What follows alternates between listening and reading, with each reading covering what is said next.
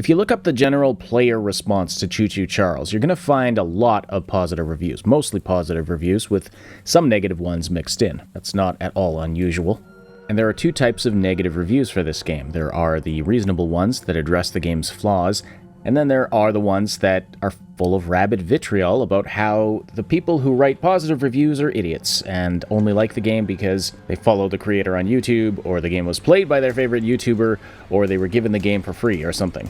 I was honestly surprised how often this came up in reviews and threads that I read around the internet, and I applaud these people for discovering the elusive secret of mind reading, but I just can't take that kind of review seriously. I don't know, call it a flaw on my part.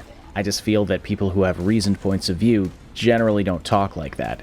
But anyway, I want to start by discussing the most common legitimate criticism of Choo-Choo Charles that I've seen, and that has to do with the length of the game compared to its price. On that point, I 100% agree. It is a short game when you consider its price point. A lot of players are claiming that they've completed the game in under 2 hours, fast enough that they were able to refund it on Steam after they completed it.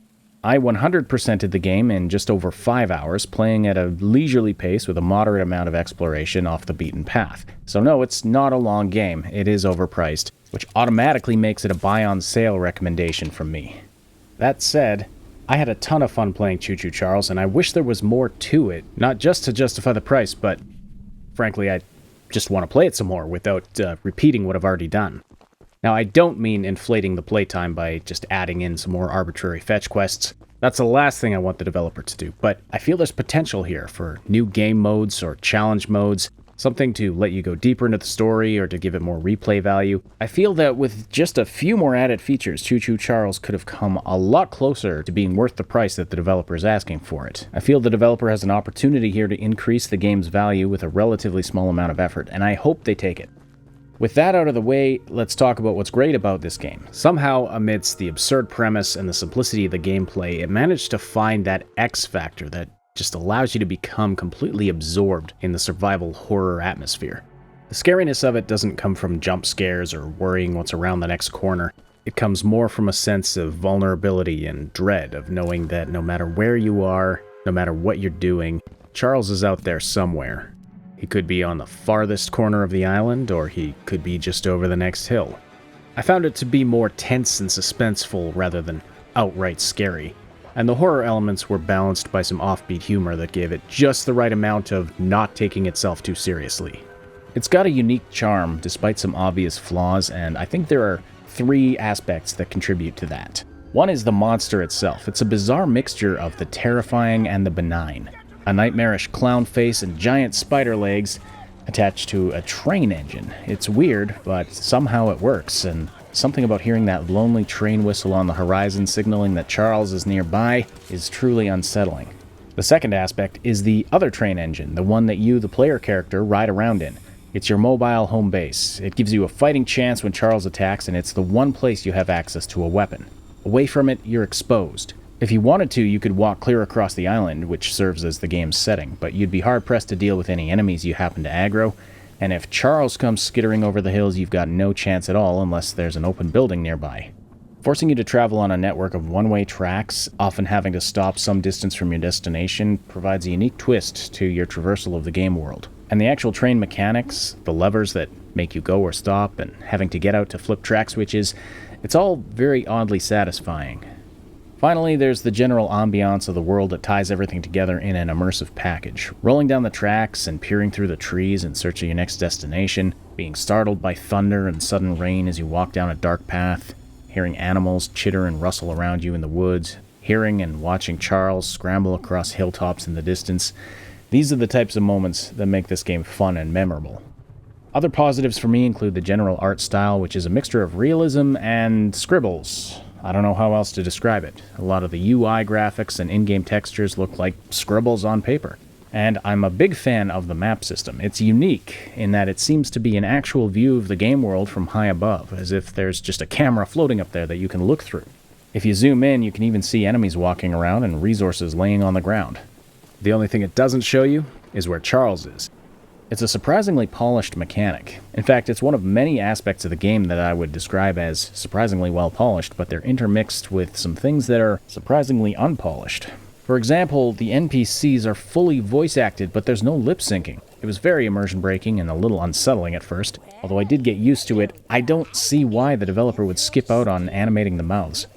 Another negative is the stealth missions, which normally take place in underground or interior locations where Charles can't get to you, but you have to avoid security personnel.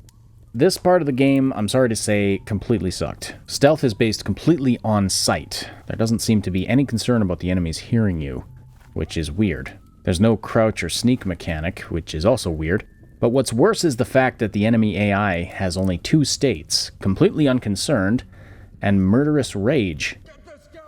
The millisecond an enemy sees you, they enter an aggro state where they chase you down relentlessly and shoot at you. There's no opportunity to hide or evade them. There's no intermediate state where they get suspicious without becoming aggressive. And it's extremely easy for them to accidentally see you, even when you're being very careful. The best strategy I found was to aggro all the enemies in an area, let them chase me back to my train, and then take them out with the mounted gun. Then I could just explore the area in peace. It got to the point where I wished they would just give me a pistol or something. I realized that would take away from the feeling of being vulnerable while away from your train, but I think that would be preferable to the current stealth mechanics. If you're going to add stealth missions to a game, the mechanics should be up to the task. Thankfully, the stealth stuff was a relatively small part of the game. And aside from that and the other stuff I've mentioned, I don't have much bad to say about Choo-Choo Charles. It's a remarkable achievement for a one-person development team. The premise and the story are interesting. It adds a unique twist to the survival horror concept. The quests are fairly generic fetch missions, but the locations you have to go to do the fetching had enough variety to them that I found it kept things interesting. A lot of them had their own individual minigame aspects, such as avoiding an angry ghost or having to parkour up to the top of a tower. Nothing particularly groundbreaking, but I didn't get bored. That's the important point.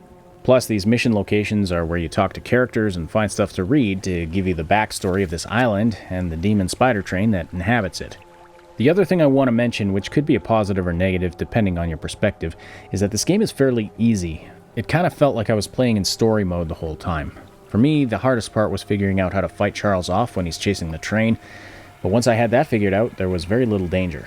I mean, yes, if you run into him out in the open, you're pretty much dead, but then you just respawn on your train with a few resources deducted from your stockpile.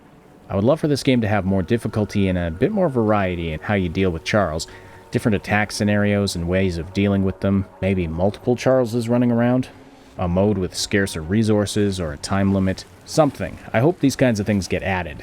Until they do, I have to recommend buying this one on sale, but I do recommend it if you like survival horror and or have a thing for demon attack trains. One final thing, this game would be epic in VR, just saying. Did you enjoy that video? Let us know by slamming that like button and leaving a comment below. And if you found it helpful or informative, consider hitting that super thanks button or checking out the other support options in the description. Subscribe for tons more guides and other fun videos. And for insightful gaming news content, check out our sister channel, Triple S Podcast.